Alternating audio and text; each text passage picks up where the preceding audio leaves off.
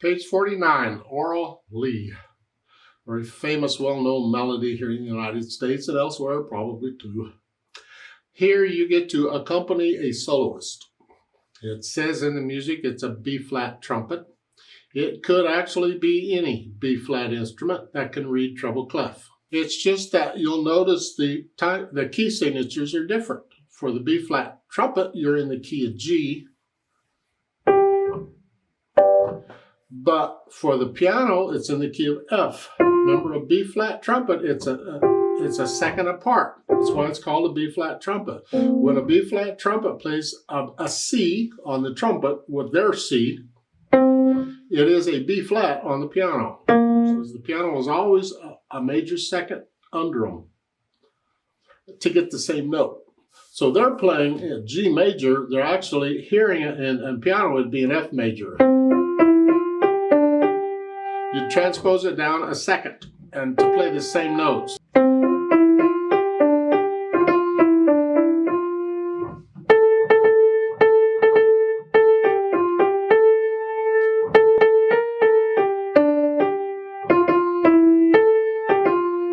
So those are the pitches we would hear if a trumpet played that. I think they're an octave lower than that. But those are it, even though they're reading these notes. It's important to understand that. However, they can do their thing. Now let's do ours and talk about accompanying. Instrumental accompanying, because there's some things to keep in mind. First off, you got to know the music pretty well. So let's look it over. Just go through the process for learning a piece of music. I look it over, it's a page long. I'm looking at the piano part, the grand staff, the curly brace, those two lines with the curly, this the bottom two stabs in each line. Remember, a line is all the stabs that go across the page that happen at the same time. They're connected with a vertical line. That's way. That means there are 3 stabs in one line. And so this piece has 4 lines total.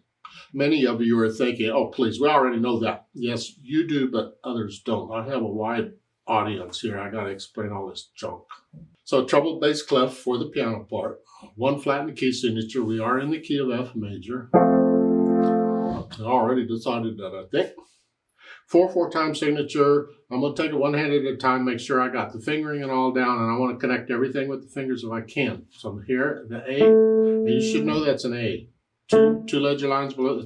One ledger line is a C, you know that. So it's 1, 2, 3, 4, 2, 3, 2. Let's go to measure 8. You're going to go here. I do a 1. You can do a 3 if you want, or a 2. You're going to end up on 2 or 3. I don't care which one, because in measure 9 you got the A again, so that gives you a chance to go back to the thumb. Let's repeat a note. So measure 8, 1 and 4 and.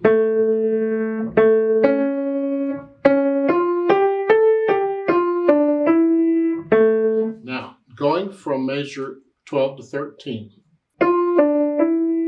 Here, I would rather have some other finger on that note so I can reach this more easily. As I said, I want to connect these. I want to feel my way around. That means I want to connect these notes. I might not be connecting them when I'm actually performing it. I don't care. Right now, I want to connect them. So I want a different finger there. So rather than, I'm going to do, scratch up and use 4. Here, now I can reach it. And then here, that doesn't work real well, does it? Going from measure 14 to 15. Yeah. So to avoid that, well, I'm going to adjust the fingering in measure 13. So rather than 4, I'm going to scratch up and use 5. Here. This way I can use 2. And the last measure is similar to measure 8. So then the left hand, same thing. Now left hand's got 2 voices going on. You see the stems and how they're acting? The bottom voice. That's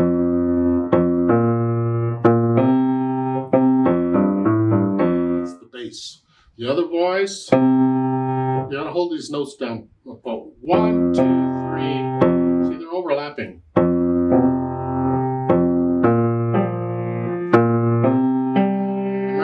fingers here as I go up. So is there another fingering that can help me? Reach up. And then 4, the repeated notes. And then here, and then down. 3, 4, 3. See, I'm changing on the second measure, the B flats, 3 and then a 4. This prepares for what's coming. So let's go back down where we were, measure 6.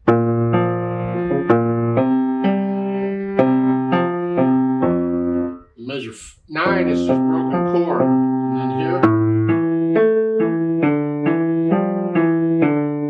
this doesn't work. I ran out of fingers. So in measure 11, this, I gotta figure out something else. Probably I'm gonna need the thumb on the half note to prepare for this. So I need the thumb on the half note. So there. And now I'm ready to go on. This is how I figure out a fingering. You have to prepare for what's coming. And so what finger do I need on what note to do that? And that's what I'm doing here. In measure 11 is just fine. But measure 12, I need a thumb on the half note, so I'm doing it. That way I'm ready. And this doesn't work very well. So what can I do with this last line so I can connect the notes?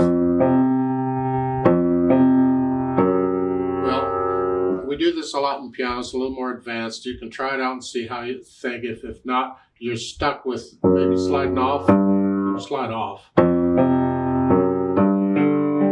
You hold that note down here. But what we usually do is, it's like when the thumb goes over a note or under a finger. We do the same with the little finger. Because the little finger is flexible, it'll do it. It's kind of hard on white keys. It's easier when it's a black key. Here, so we do that a lot in order to connect the notes and get our fingering where we want it. So in measure 13, I can just do 4 and then 5 here. Here and then here. Go ahead and use thumb again. Because I need thumb there to connect that. I need thumb on that note, so I don't have a choice. So once I have an idea of the fingering and the rhythm and the notes and all that, then I'll try and put the hands together and I'll hesitate. That's fine, I don't care. It's just here. 3 notes down, then here.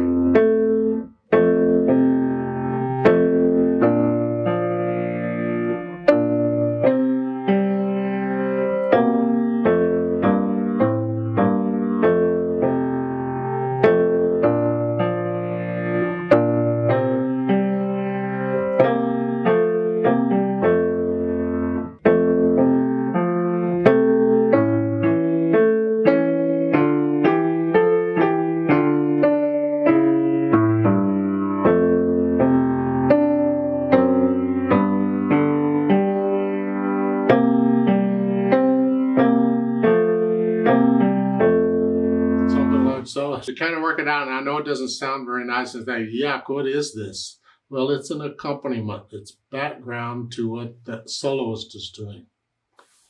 You can find a recording of the soloist or play this recording, play this melody yourself so you can play along with it on the accompaniment. It's fine. Just make sure you transpose it down a major second. It's got to go down here. Instead of being an F or in G major, you got to play it in F major, like the piano part's in F major. Yeah, so just take all the notes down a second, and then you can play along with your recording for the accompaniment. Now, once I get the hands together, I sort of know what they're doing, then I'll go through just little pieces at a time. It might be a measure or 2 measures or a line at a time. I don't know, it depends on the music.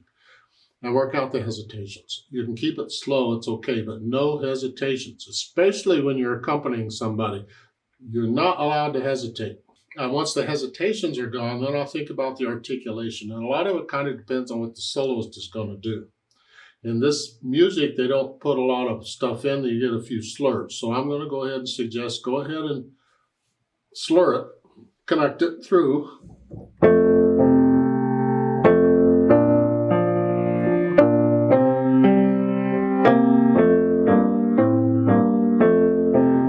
And sometimes, it depends on the music, when they give a breath mark for the soloist, that's like the end of a phrase, you think, oh, okay, I can do that too. No, maybe, maybe not. You have to look at the music. In measure 4, that ends a phrase for the soloist. And then he's going to take a breath for a new phrase. But the piano part, that's got to all be connected. You're not going to disconnect. They even have the slur going over, but even if they didn't have the slur going over, because a lot of times in slurs, they won't slur across a bar line for whatever reason. But even if the slur didn't go over to the next measure, I would still connect it because it leads into it. Even though the soloist is taking a breath. Now at the end of the second line here you can, well you have to, the repeated notes. The soloist is taking a breath, it's a new phrase, and for you it's a new phrase too. But at the end of the third line, measure 12, where the soloist is taking a breath, to start the last phrase, it looks like each line is a phrase. Well, you're doing that though. I would connect that because it leads in. That leads into it. Now you can, if you want, get fancy and measure 12 at the end of it, going to measure 13, you can lift up the right hand. But the left hand, you got to connect. They didn't give you any slurs, they could have, but connect the left hand. You can lift up the right hand if you want.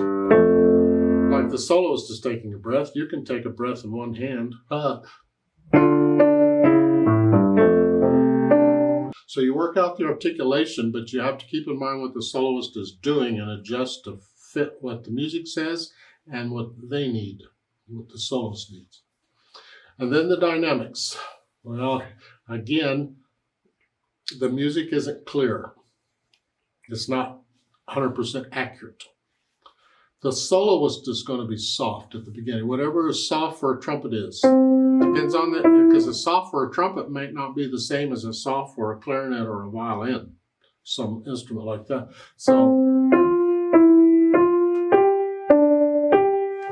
And your soft actually has to be very soft because you're in the background. The melody has to be heard. And so you got to stay out of the way. So you're going to have to be down here very soft.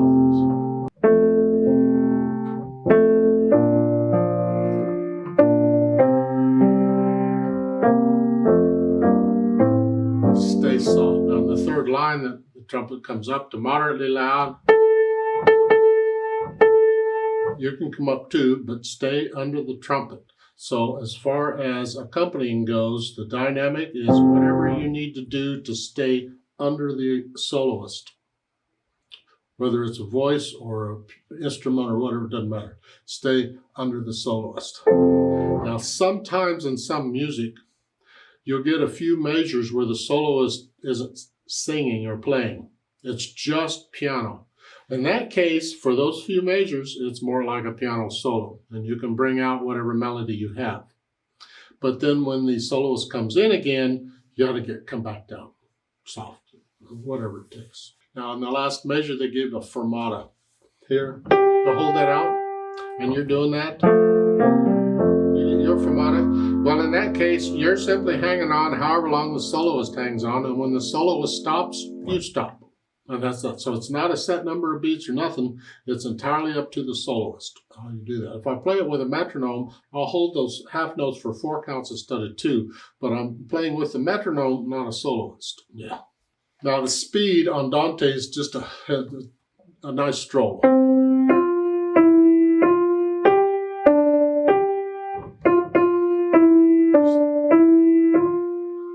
It's just whatever it takes.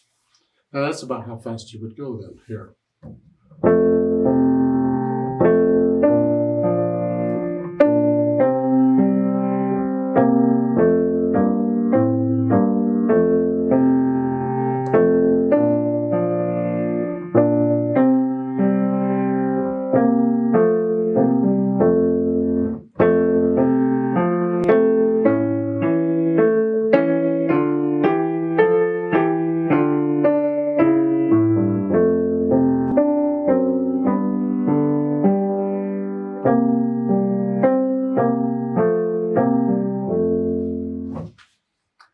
the soloist puts in a retard there at the end,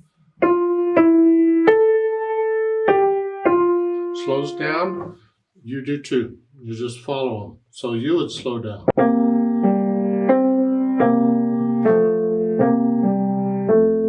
You slow down too. Whatever the soloist is doing, you go right along with him. So when you're accompanying, you got to know your part really, really, really well, because you have to focus on what the soloist is doing and stay with them whatever they do. Speed up, slow down, skip to another part of the piece. I've had them do that. Skip to a different part of it because they had it memorized and they screwed up. And I'm trying desperately to find out where they are, and I'm just kind of improvising, making stuff up in the meantime. It was a mess. And he looked at me like I was nuts. What are you doing? And I thought, dude, learn the piece. But those are things that can go wrong when accompanying. It's an adventure every time it happens. So just in case you want to play along with the soloist, I'm going to record this solo part on piano. I'm going to transpose it down so it'll be in the same key as the piano.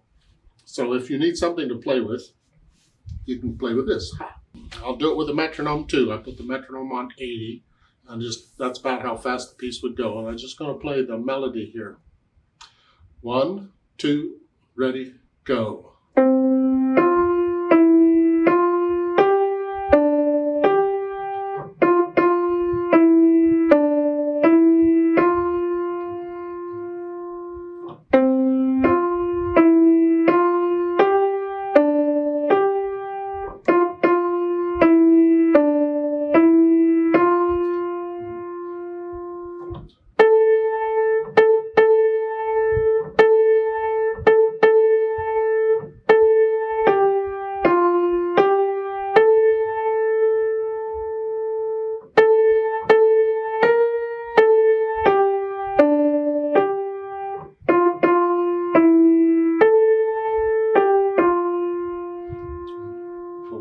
Hold, 2, 3, 4, off. That's just so you can play along with it if you want to. Let's do a play with me for the piano part. Make sure you have all the right notes and rhythms. Now I'm not taking this up to speed. We're going to slow down, and I'm not doing any louds and softs. We're not performing it. We're just checking notes and rhythms. So I'll give us 4 counts. 1, 2, ready, go. 1, 2, 3.